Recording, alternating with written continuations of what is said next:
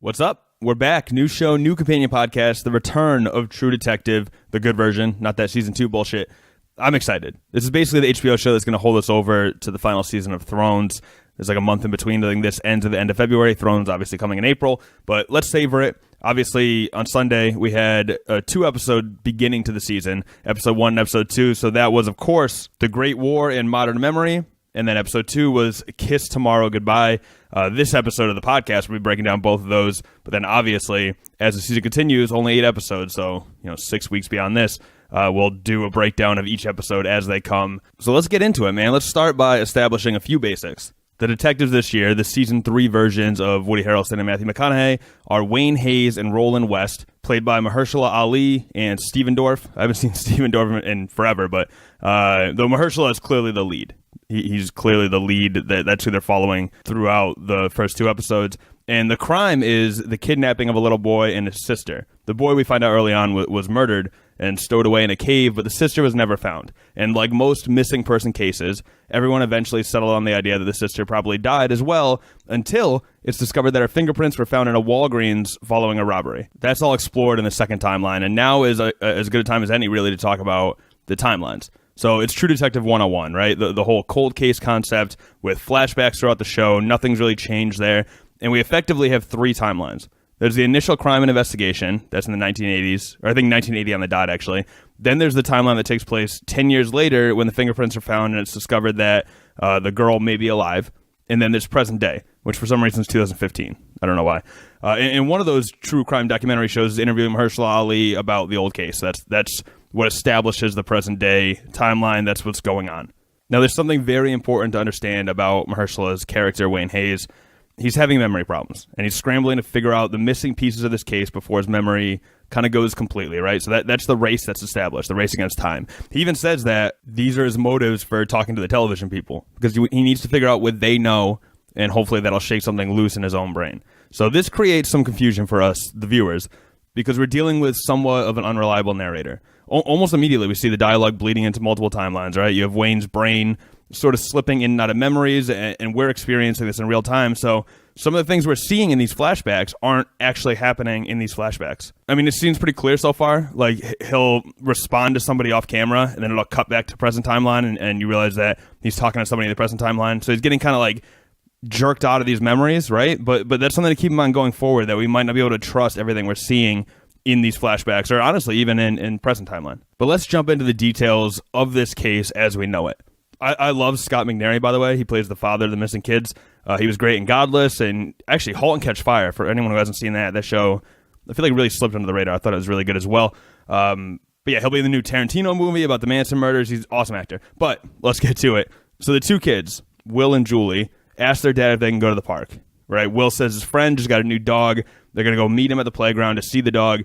Right away, by the way, we have an inconsistency, because the kid with the dog never leaves his house. He was never at the playground, at least according to his father. When Scott McNairy calls him looking for his kids, the father basically says, no, he's been here all afternoon. I don't know anything about it. So there's an inconsistency there, right? Is the friend's father lying? Or was Will lying when he said he was going to the playground to meet the dog? Is it all just a miscommunication of plans? We don't know. But it is sort of a red flag that, wait a second, these stories aren't lining up already. But we do know that several people cross paths with these kids during that bike ride. There's a little boy who has a crush on Julie, right? He kind of waves at her. She bikes by. He's in the yard with some friends, and he sees her first. Then there's the man they call the trash man, who passes the kids. He's got the go-kart with the trailer full of trash in the back. He's heading in the opposite direction. That's kind of worth noting, unless he pulls a Yui, which is possible. There's a woman on her front porch taking down Halloween decorations, and she's got this big smile on as they ride by. By the way, I didn't confirm this, but that woman who was smiling, I think she's the one that's constantly, like, when they're doing the actual investigation, she's constantly sitting on the couch, next to the mom consoling her, I think, which makes sense. She's a neighbor, I guess, but I'm interested in how her storyline is going to tie in future episodes, because it seems like it will somehow. But then there's the 3 high school boys in the purple Volkswagen. Now, they take extra time to establish what they're doing. The show does. So first, they literally show the boys picking up the third boy. They pull a Yui and then cut the engine, which I thought was weird, and then kind of menacingly stare at Will and Julie as they bike by. This is weird for a couple reasons. Why do they cut the engine? Why do they park? It seems like they parked just to watch them walk by, almost like they knew they were going to go by at that time. They really take their time watching the slow motion pan of their heads as the kids are biking by. They spent extra time on this. Now, is this supposed to steer us in the wrong direction? Is it supposed to establish that these kids had something to do with the crime? I don't know, but it was pretty apparent that they were taking special care to show us every detail of what these kids did. And these, of course, are also the first kids that got investigated by the detectives as well. We actually see those high school kids again later that night playing with Will's bike, partying in the park. They seem pretty loose. I have to go back and watch it again. I actually watched this episode twice, but I wasn't paying attention. I only recall seeing two of the kids, not a third kid. I don't know if that's accurate or not, but one of the kids was playing with the bike, and the other one was kind of laughing about it.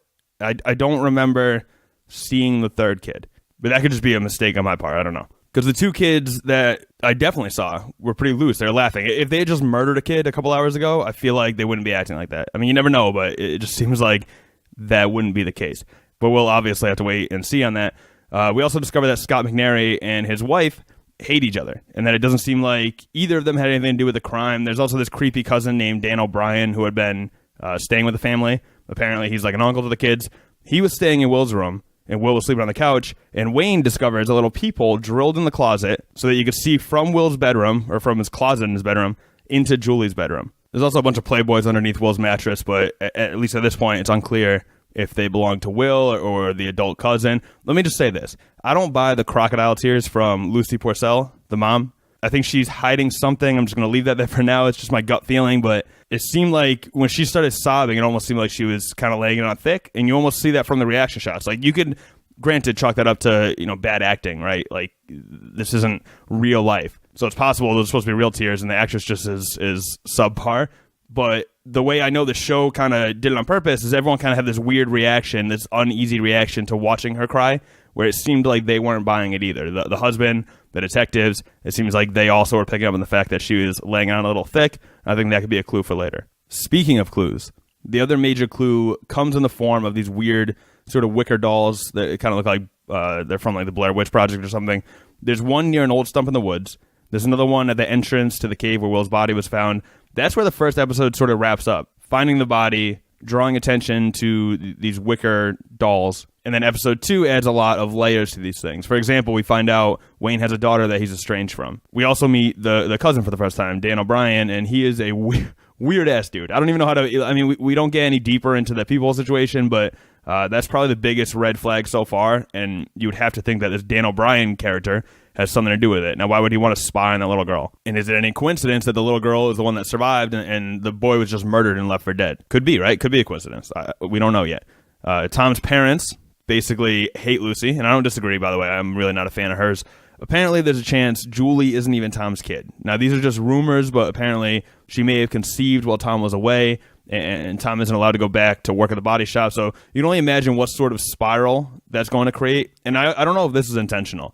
But after he gets let go from the body shop or whatever, they told him to take a leave of absence. He quits.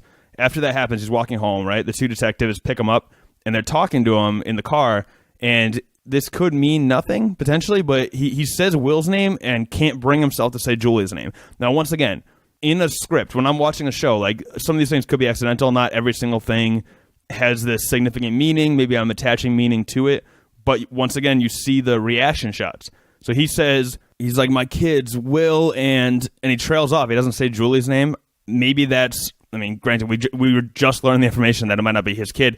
Maybe that's weighing on him. Maybe that has something to do with the crime itself. We don't know, but you saw the reaction shots from Wayne and Roland, and it seems like they also thought that was weird. They kind of shot each other a look at that point. Just something I noticed. But let's get back to these dolls, because that's the biggest lead we have so far. Apparently, Julie and a few other kids received these dolls on Halloween. This, according to the little boy that had a crush on her. Mike is actually his name. He's the one that waved from his yard. So Mike reveals, at the end of trick-or-treating, the kids all go through their bags and show what kind of candy they got. That's when Mike discovers that Julie has one of these wicker dolls. And he doesn't remember her getting it. He didn't get one, but she has one of these wicker dolls. Mike also reveals that he saw Julie talking to two adults wearing ghost costumes at some point during the night. And he laid out a makeshift map of the trick-or-treat route. So he's really had a huge hand in kind of cracking this case. Now, against the wishes of Wayne and Roland, the Attorney General decides to go public with the map and a few other pieces of information.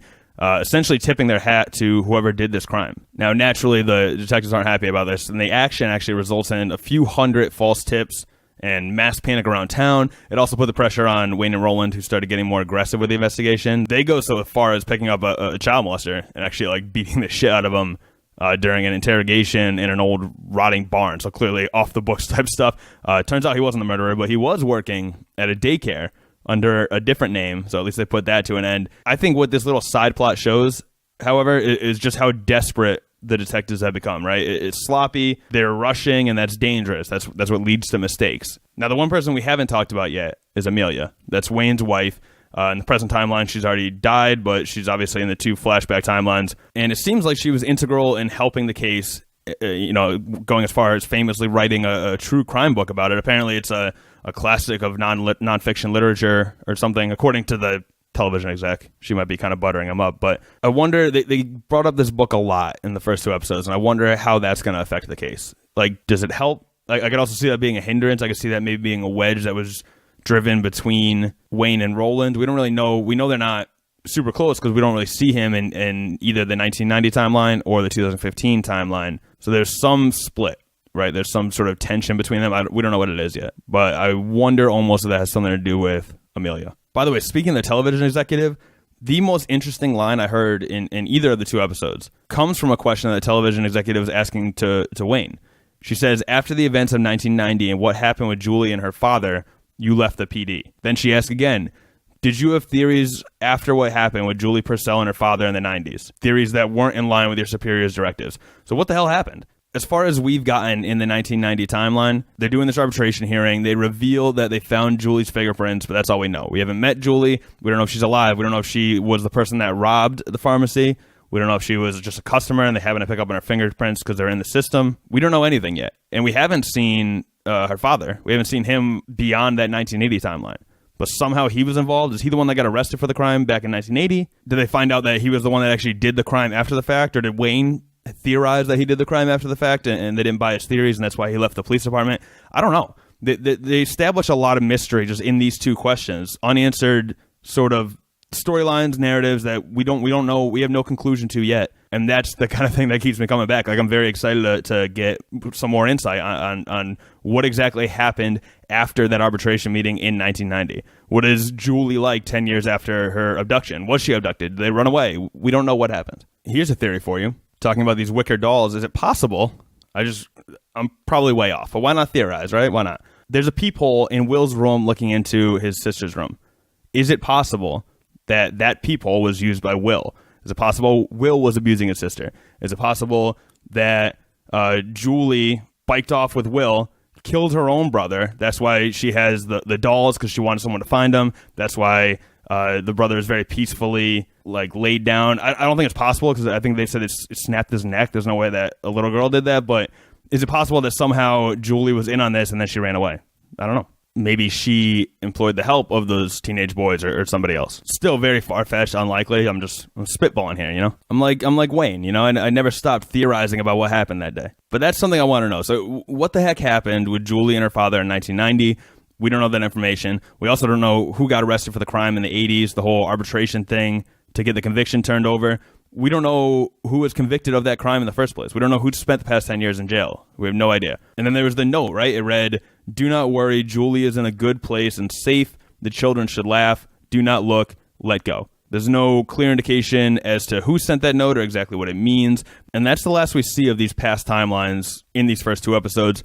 The second episode ends with this really haunting moment with present-day Wayne Hayes repeating himself at dinner with his family, right? He's having dinner with his son and his daughter-in-law and their kids, and he asks the same question twice. This is the first time you really see the extent of his memory problems, I'm assuming dementia. And it was tough to see in general, but then to see his son kind of get emotional and walk out of the room, it really drove home the emotions of that moment. And the next thing we know, Wayne is standing in the middle of the road in his bathrobe, looking confused, and it's kind of implied that he doesn't know how he got there. He's basically spent the entire episode talking about how good this all has been for him, right? Reliving this case, talking to the television executive, reading his wife's book, which he said he never actually read all of it. He's reading it, going through it all again. He keeps justifying it by saying, oh, this is good for me. It's a good exercise for my brain. It's helped my memory. But then something like this happens at the end, and you're challenged with this idea that perhaps it's not the healthiest thing. Perhaps it's digging up old skeletons that he isn't ready to face, right? But the hope is that this leads to some sort of break in figuring out what really happened on that day in the 80s. And it's a race between Wayne's mortality and the undiscovered truth, whatever that may be. And that's where we'll wrap this week. So please take the time to subscribe to the podcast so you don't miss any future episodes. We're going to come out with these every single week. Of course, the Sports Report podcast is still coming out. I'll have more NFL predictions coming on YouTube this weekend. All sorts of stuff going on. But please share this thing with a friend. Help us grow the numbers so I can feel better about watching television and pretending like that's work. Rate, review, subscribe. Follow us on Twitter at Disorderly Media. Facebook at Disorderly ENT. The website is thedisorderly.com for the best in sports and entertainment. And you can find me on Twitter at Nick Rizner, Nickrizner. And I hope you guys have a wonderful week. Take care, guys.